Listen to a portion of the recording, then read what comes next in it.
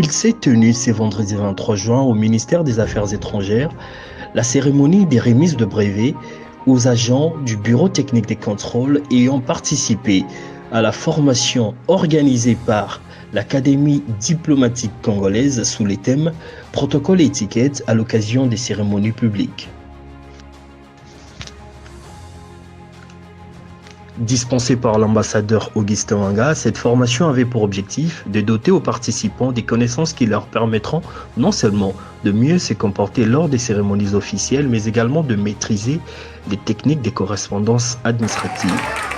Cette énième formation qu'ont participé les agents du BTC s'inscrit dans un processus continu visant à redynamiser ce service public tel que prôné par son directeur général.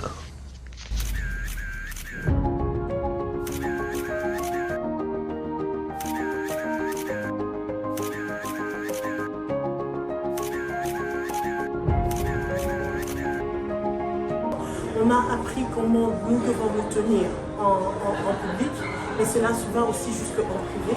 J'ai appris surtout moi parce que, étant secrétaire particulière du DG, tenir son agenda, je sais que le temps est précieux.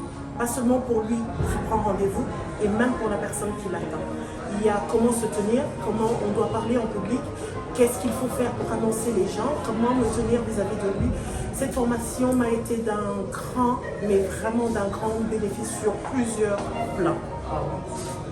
Je pense qu'il est nécessaire, je dirais même primordial, d'insister sur cet aspect des choses parce que en ne faisant rien, on reste statique et on n'évolue pas. Donc ça, c'est le principe de base. Donc c'est pour cela que je pense que pour les employés du BTC, il est très important qu'en cours de carrière, qu'ils puissent renforcer leurs capacités pour évoluer non seulement dans leur métier, dans le métier qu'ils font, mais dans les connaissances et surtout dans les attitudes. Nous voulons un personnel de qualité, un personnel formé et un personnel qui peut évoluer justement de par les formations qu'ils reçoivent et aussi dans la profession, dans leur profession, dans leurs occupations.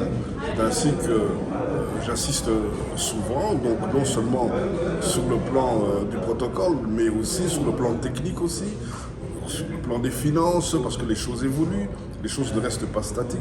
Et il faut garder le niveau. Et le seul moyen de garder le niveau, c'est le renforcement des capacités.